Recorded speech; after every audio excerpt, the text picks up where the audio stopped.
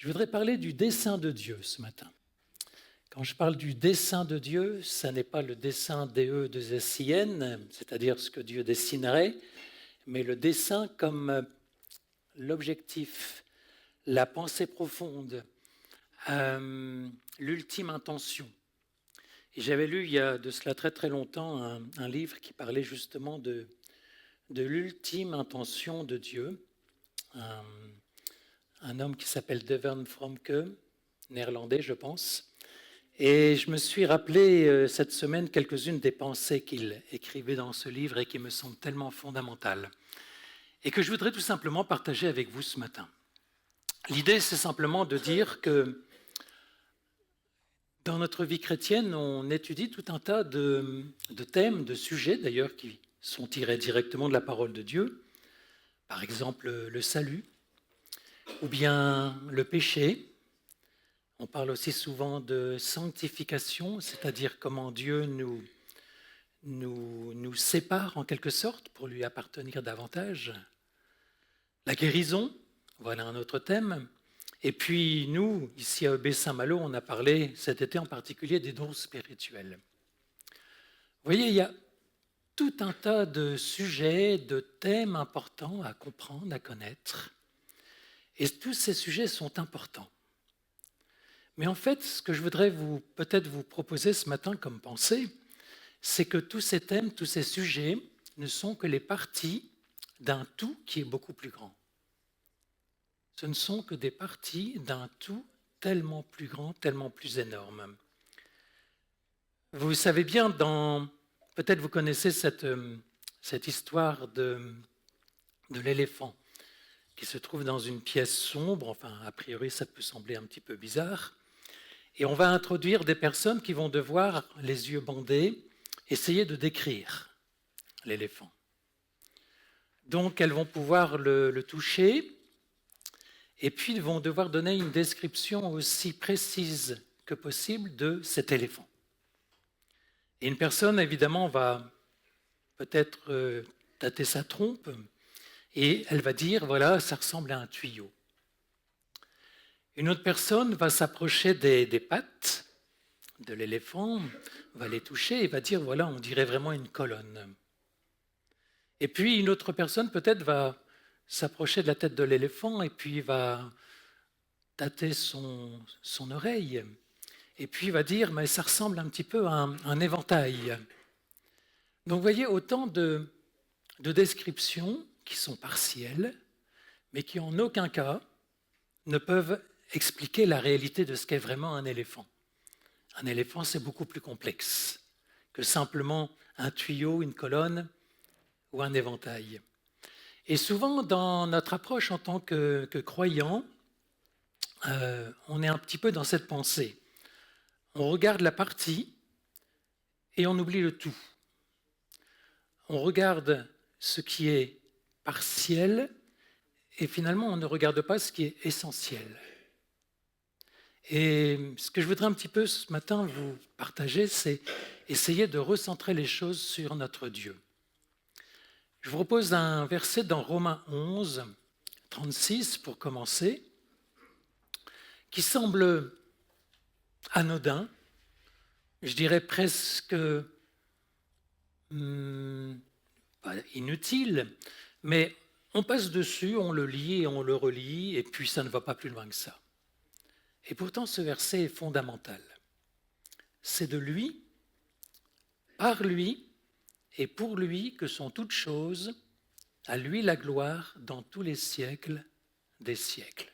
De lui, par lui, pour lui. De lui parce qu'il est la tête, notre Dieu. Il est la cause première. Il est l'origine. Il est la genèse, le point de départ. Et bien sûr, en tant que chrétien, nous sommes d'accord avec ça. La personne athée, par contre, va refuser et ne pourra pas accepter que de lui existe toute chose, la tête. Ensuite, on pourrait dire peut-être la main, par lui. C'est-à-dire que Dieu veut ou Dieu permet. Et il y a eu depuis des milliers d'années des tas de débats. Est-ce que Dieu permet? Est-ce que Dieu veut? Et dans nos vies, on se pose parfois la même question. Et rien que ça pourrait susciter l'écriture de tas de livres, des tas de prédications. Est-ce que Dieu permet ou est-ce que Dieu veut? Et dans nos vies, on est tous confrontés à des situations compliquées.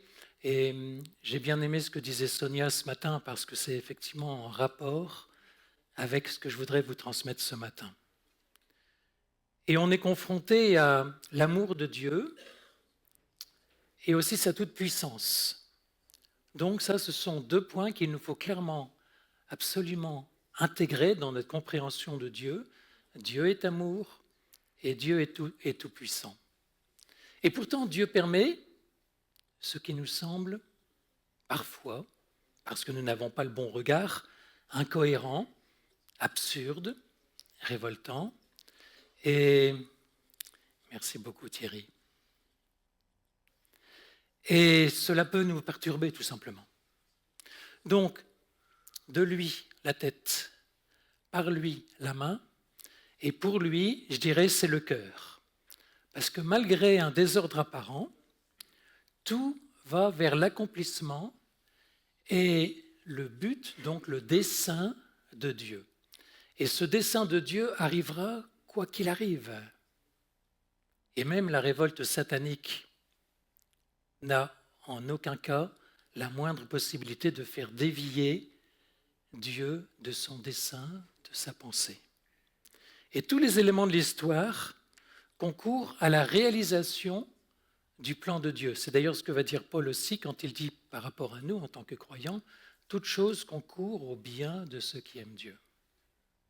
On a du mal quelquefois à accepter quand les choses ne tournent pas rond ou dans notre mentalité tout simplement.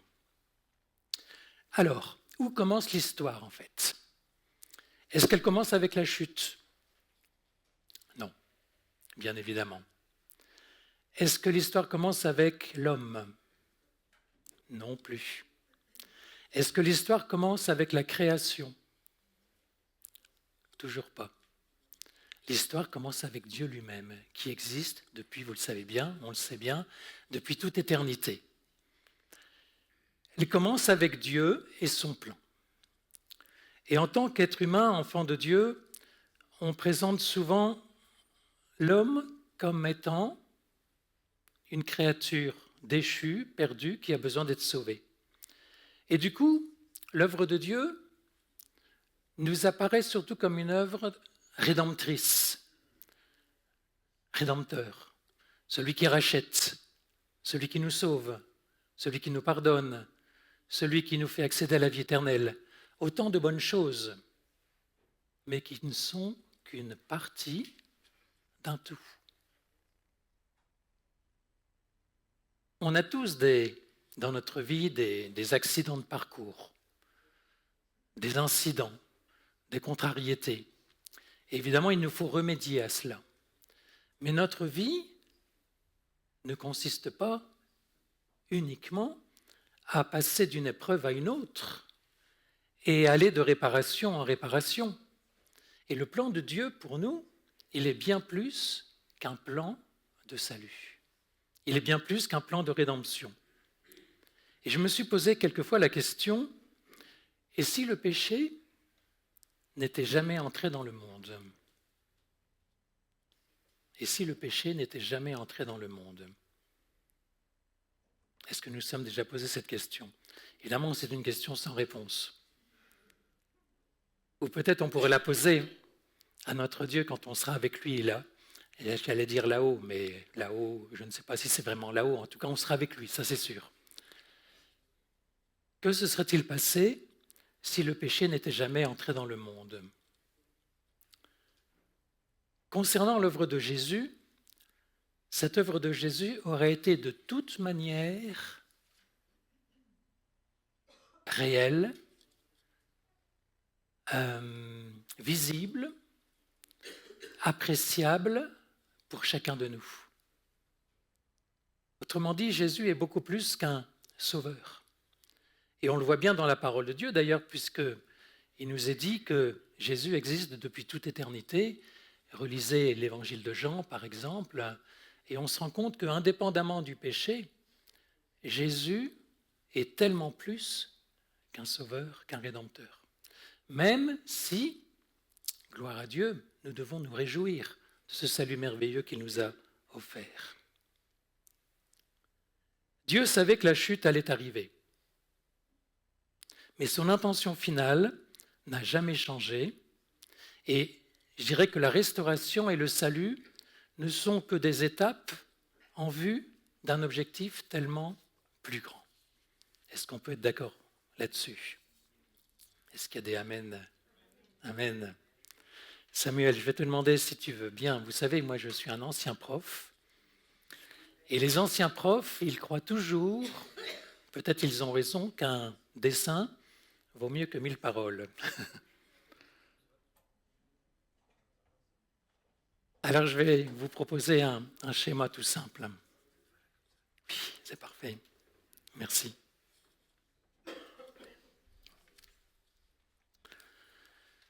Alors, on va imaginer le point de départ qu'on va mettre en A. Et bien entendu, c'est l'origine. C'est Dieu lui-même.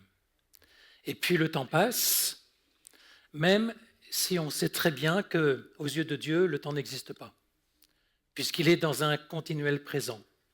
Alors je suis en train de vous faire un schéma, mais qui dès le départ est faux. Parce que Dieu vit dans une autre dimension. Mais on est humain, on a besoin de concrétiser, on a besoin de matérialiser, on a besoin de se faire des idées. Et donc ce schéma est totalement imparfait, mais peut-être il peut quand même nous donner une petite idée de la réalité des choses. Ensuite, on va arriver au point W, et ça va être l'apparition de l'homme, Adam et Ève en particulier. D'accord? Et qu'est-ce qui se passe? La chute. D'accord? Donc la chute est maintenant en X. Et puis, heureusement, gloire à Dieu, est-ce que ça chute encore plus? Non. Il y a la restauration qui est opérée au travers du sacrifice de Jésus. Merveilleux. Et là, on va se mettre en Y. Est-ce que l'histoire s'arrête là? Non. On va aller beaucoup plus loin. On va aller en Z. On va aller en Z. Le problème, et on le constate dans la vie de beaucoup de chrétiens, c'est qu'une fois qu'ils sont arrivés en Y, ils s'arrêtent là. Ils considèrent que l'essentiel est fait, que l'essentiel est gagné.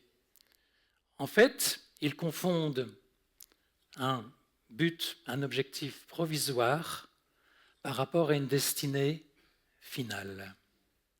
Et ce qui est important d'avoir en permanence en tête, bien évidemment, c'est le point Z.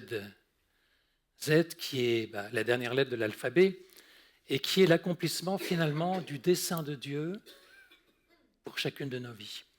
Alors c'est peut-être un schéma très réducteur, très simpliste, mais en fait on se rend bien compte que quand on parcourt la parole de Dieu, c'est avec ce genre de compréhension que Dieu veut que nous puissions donc progresser et avancer. Je vous propose de lire dans Éphésiens 1, au chapitre Éphésiens 1, au verset 3 jusque 10. Et si vous voulez comprendre un petit peu les mystères de Dieu, lisez en particulier l'épître aux Éphésiens. Parce que Paul a eu des révélations, et j'aime bien le dire, qui n'ont pas été transmises par les apôtres, mais qui lui ont été transmises directement quand il était dans le désert. Et Dieu s'est, dans la personne de Jésus, directement manifesté à l'apôtre Paul pour lui transmettre toutes ces révélations extraordinaires. Béni soit Dieu, le Père de notre Seigneur Jésus-Christ, qui nous a bénis de toutes sortes de bénédictions spirituelles dans les lieux célestes en Christ. Il y a une profondeur dans ce verset. On va continuer. En lui, Dieu nous a élus avant la fondation du monde, pour que nous soyons saints et irrépréhensibles devant lui. On peut continuer. Nous ayant prédestinés dans son amour à être ses enfants d'adoption par Jésus-Christ, selon le bon plaisir de sa volonté, à la louange de la gloire de sa grâce qu'il nous a accordée en son bien-aimé. En lui, nous avons la rédemption par son sang, la rémission des péchés selon la richesse de sa grâce, que Dieu a répandue abondamment sur nous par toute espèce de sagesse et d'intelligence, nous faisant connaître le mystère de sa volonté selon le bienveillant dessein qu'il avait formé en lui-même, pour le mettre à exécution lorsque le temps serait accompli, de réunir toutes choses en Christ, celles qui sont dans les cieux et celles qui sont sur la terre. Vous voyez, il y a une profondeur dans ces versets et on a parfois tendance à les parcourir, je dirais, assez rapidement. Et on oublie, en faisant cela, d'entrer dans justement ce qui est dit à propos du dessein de Dieu, c'est-à-dire la pensée de Dieu pour nous dans ce qu'il a prévu depuis toute éternité. Souvent, on a cette pensée d'un Dieu qui est un Père Noël, qui est là pour pourvoir à nos besoins. Et finalement, on estime qu'une vie épanouie, c'est une vie dans laquelle on échappe à toute difficulté, à toute contrainte, et où Dieu guérit, où Dieu bénit, où Dieu, en quelque sorte, nous fait du bien. Un Dieu, finalement, au service de l'homme, au service de la femme, au service des enfants, au service de l'humanité. Et on passe à côté de ce qui est tellement plus important. En fait, il y a cette notion de Dieu qui est un Père et qui veut faire de nous des enfants dans un premier temps, mais nous dit la parole de Dieu qu'il veut faire surtout de nous des fils et des filles, dans la pleine compréhension de ce qu'est un fils et une fille de Dieu. Et là aussi, on pourrait en parler de manière abondante. Alors le salut, bien entendu, condition nécessaire et suffisante, comme on dit en maths. S'il n'y a pas de salut, ce n'est pas la peine d'aller plus loin. S'il n'y a pas de réconciliation avec Dieu, ce n'est pas la peine. S'il n'y a pas de conversion, s'il n'y a pas de remise en cause de notre vie ancienne et de ce que nous étions, des enfants de colère, comme dit la parole de Dieu, s'il n'y a pas cette acceptation de la Seigneurie de Jésus dans nos vies, ça n'est pas la peine d'aller plus loin. Tout ce dessein ne peut prendre place. Mais à partir du moment où nous sommes arrivés à cette étape-là, Y, il y a tout un cheminement, il y a toute une progression, il y a toute une révélation que Dieu désire nous faire connaître en tant que Père. Et pour cela, il va nous châtier, comme dit la parole de Dieu, comme un père châtie un enfant. Et surtout, il va essayer de se retrouver en nous en tant que fils et filles qui reproduisons l'image parfaite de Dieu. Et on sait bien que tout cela ne sera pleinement réuni que dans la gloire éternelle. Mais nous sommes dans un temps de préparation sur cette terre et nous devons faire, comme le dit Pierre, souvent tous nos efforts pour persévérer, pour continuer, pour aller de l'avant, pour tenir bon. Et surtout, et c'est un petit peu ce que je souhaite partager avec vous, surtout avoir un point de vue différent sur les choses, sur notre manière de voir.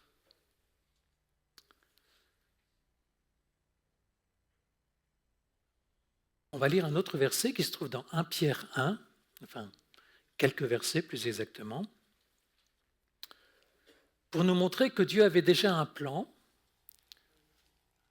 avant la chute, et ce plan n'exigeait pas, bien entendu, que la chute soit obligatoire, indispensable, Mais Dieu avait, depuis toute éternité, un plan, un dessein et des objectifs.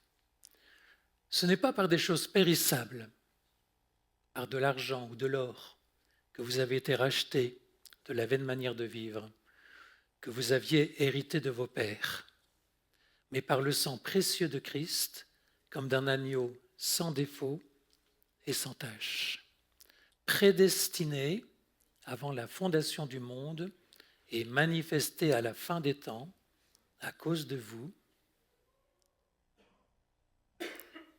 Et ça s'arrête là, pardonnez-moi. La personne de Jésus est une personne qu'il nous faut comprendre et connaître.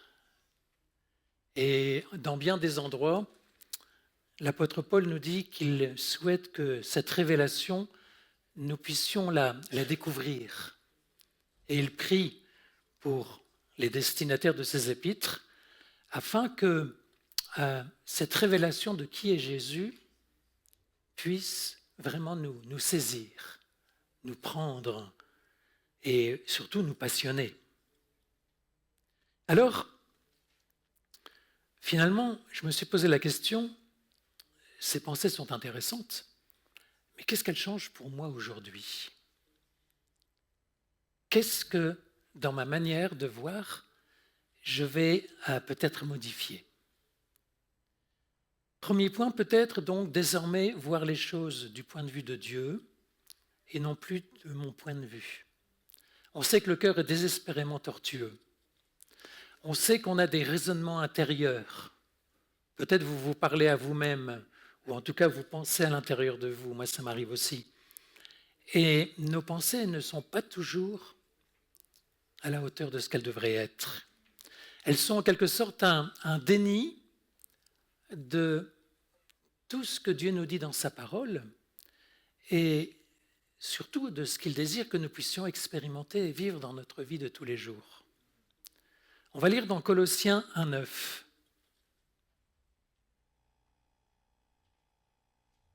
C'est pour cela que nous aussi, depuis le jour où nous en avons été informés, nous ne cessons de prier Dieu pour vous et de demander que vous soyez remplis de la connaissance de sa volonté en toute sagesse et intelligence spirituelle.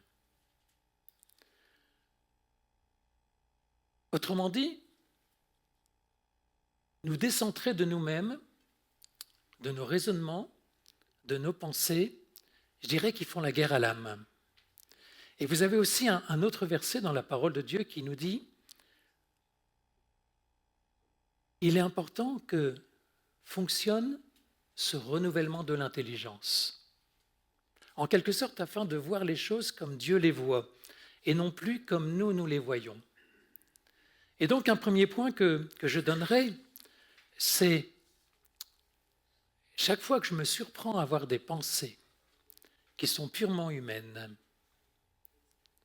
demander au Seigneur ce renouvellement de l'intelligence pour que ma perception, ma compréhension, ma vision des choses soit désormais calquée, vous savez, on parle quelquefois d'un fil à plomb, en tout cas en accord, en harmonie avec sa pensée. Je crois que c'est un secret pour avancer dans la vie chrétienne. Faire la guerre à nos pensées qui nous ruinent, qui nous dévient, qui nous tordent l'image de Dieu. Et vous savez que l'une des premières phrases, un des premiers mensonges de Satan à Ève, c'est « Dieu a-t-il vraiment dit ?» Dieu a-t-il vraiment dit ? Et chaque fois que nous reproduisons ce mode de pensée « Dieu a-t-il vraiment dit ?» nous sommes en train de détruire notre âme. Un autre point qu'on va lire dans Romains 8, 18, et que vous connaissez bien également, un autre point à mettre en pratique, et surtout à vivre, c'est Paul qui dit ça. « J'estime que les souffrances du temps présent ne sauraient être comparées à la gloire à venir qui sera révélée pour nous. La création attend avec un ardent désir la révélation des fils de Dieu. C'est nous les fils de Dieu.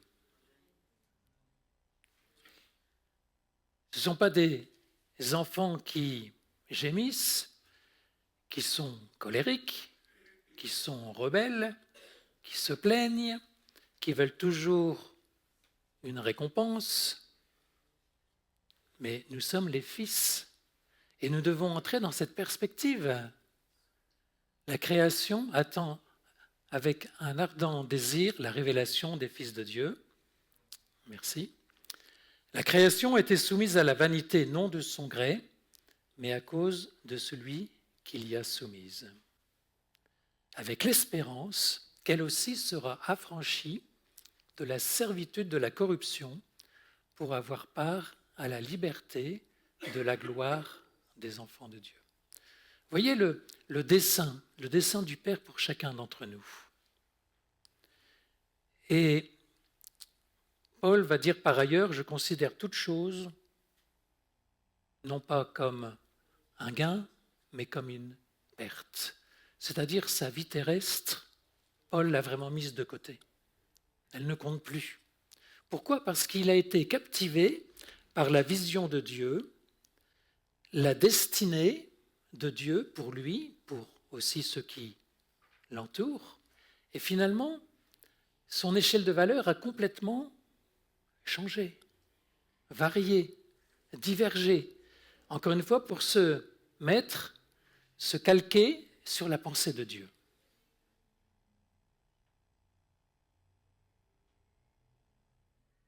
Il y a une pensée que j'aime bien, alors qui n'est pas un verset biblique, mais qui dit ceci.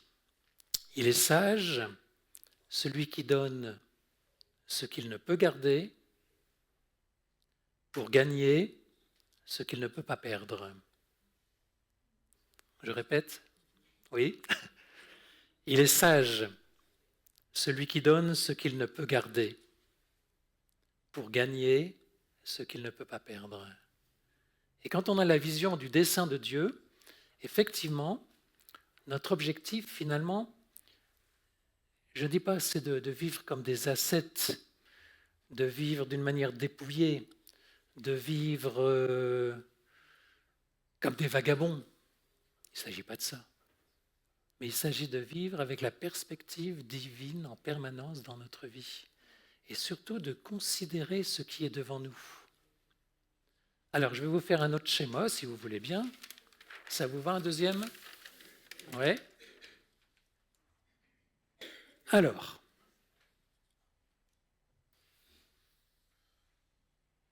et vous allez voir que ça monte. C'est formidable. Et là, on va mettre éternité.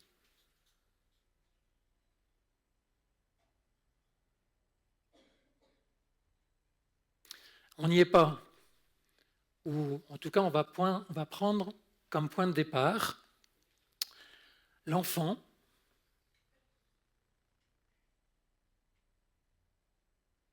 et puis, j'ai une autre couleur, quand on est enfant, finalement, il est question de naître. Vous êtes d'accord avec moi ? Que ce soit dans la vie naturelle ou bien dans la vie spirituelle, nous avons, contrairement à Dieu, qui lui n'a pas d'origine, nous avons un point de départ. Et nous commençons notre vie chrétienne en tant qu'enfant et il nous faut naître. Ensuite, il y a une autre étape que la parole de Dieu appelle être fils et fille dans la pleine compréhension de ce qu'est un fils ou une fille. Et un fils dans la mentalité de Dieu, et quand vous lisez ce terme fils, n'a rien à voir avec l'enfant. C'est intéressant de lire ce qui est en rapport avec l'enfant et ce qui est en rapport avec le fils. Et vous verrez que l'apôtre Paul, quand il utilise ces termes, a une intention totalement différente. Donc ici, il ne s'agit plus de naître, mais il s'agit de connaître. Et vous allez voir que ces deux termes, naître, connaître, se ressemblent, mais évidemment, d'abord je nais, ensuite je connais, et pas à l'envers. Ensuite, la parole de Dieu nous dit que nous sommes amenés à être héritiers. Héritiers. Héritiers de toutes ces grâces, de toutes ces bontés, de toutes ces merveilles. Et puis, en fait, ça ne fait que commencer sur terre, mais ça va se prolonger dans la vie éternelle, bien évidemment. Héritier. Et là, quelquefois, ça semble surprenant, mais la parole de Dieu nous dit que nous sommes appelés à régner. Régner. Il nous a même dit qu'on devrait régner sur les anges. Ça m'a toujours surpris. Si un jour je pouvais comprendre, je serais content de connaître cette pensée. Nous sommes appelés à régner sur les anges. Pas tout de suite, pas maintenant. Mais en tout cas, c'est clairement indiqué dans la parole de Dieu. Et donc, ça veut dire qu'il y a toute une progression de enfant à fils, à héritier, et nous sommes invités dans notre vie à franchir les étapes. Et je trouve qu'il n'y a rien de plus triste qu'un chrétien qui a donné sa vie au Seigneur, mais qui n'a pas cette envie, ce désir, cette passion de comprendre et de connaître, et surtout de progresser dans la vie chrétienne. Et le dessein de Dieu, en tout cas, il est simple. Pour nous sur terre, c'est un petit peu comme une école. Au début. Ensuite, ça peut être un collège ou un lycée. Et puis peut-être après, ça sera une université, voire même une grande école. Mais le Seigneur, c'est évident, ne veut pas que l'on reste à l'école. Pire encore, maternelle. Le Seigneur désire vraiment que l'on puisse grandir. Alors, je voudrais terminer avec encore une illustration qui peut nous montrer finalement la réalité des choses. Il y a de cela 20-30 ans, sur les routes françaises, on avait beaucoup d'arbres de chaque côté. Et on s'est rendu compte que quand les voitures roulaient trop vite, elles allaient s'encastrer dans un arbre et ça faisait évidemment des accidents mortels. Et du coup, on a commencé à enlever tous les arbres, ce qui fait qu'il y en a beaucoup moins maintenant. Et les arbres qui existaient avant, sur nos routes nationales par exemple, existent de moins en moins. Quand on est dans une voiture et qu'on regarde ces arbres, les arbres qui sont grands sont ceux que l'on peut regarder à droite ou à gauche. Vous êtes bien d'accord avec moi? Ceux qui sont là-bas tout au fond, à peut-être 500 mètres, ils sont tout petits. Et si je me retourne derrière moi, ou que je regarde dans le rétroviseur, je vois les mêmes arbres qui, à un moment donné, quand j'étais à hauteur d'eux, semblaient grands, énormes, ils sont devenus tout petits. Est-ce qu'en fait les arbres sont devenus tout petits? Mais non, ils ont toujours la même taille. Mais la perception que j'en ai, c'est qu'ils sont devenus tout petits. Ça veut dire que ma perception n'est pas bonne. Et heureusement, je comprends bien ce qu'est un arbre et sa taille. Et je comprends bien qu'en me déplaçant, les arbres tout petits vont devenir grands. Et ceux qui sont grands vont devenir tout petits. D'accord? Ça, je le comprends. Mais dans ma vision spirituelle, est-ce que je suis capable de faire le même raisonnement? D'avoir la même pensée? Ce qui me semble une montagne aujourd'hui, dans 10 ans, je n'y penserai même plus, probablement. Et de toute façon, je ne peux pas prévoir. Et donc, l'idée, c'est que notre examen naturel est trompeur. Je donne une importance énorme à ce qui ne le mérite pas, et bien entendu, vice-versa. Autrement dit, il faut étalonner nos pensées, notre manière de voir les choses avec celle de Dieu. Sinon, on va faire fausse route dans notre vie chrétienne. On va accorder de l'importance à ce qui n'en mérite pas. Et vous savez que depuis des siècles, l'Église a malheureusement été traversée par des courants de pensée totalement faux, ou en tout cas auquel on a donné de l'importance. Chaque petite religion protestante se disant « j'ai découvert telle ou telle chose dans la parole de Dieu », d'où l'émiettement finalement de toutes nos dénominations. Je ne dis pas qu'elles sont mauvaises, mais on a tellement insisté sur ce qui est secondaire au détriment de ce qui est essentiel. Ce qui est essentiel, c'est ce tableau, tout simplement.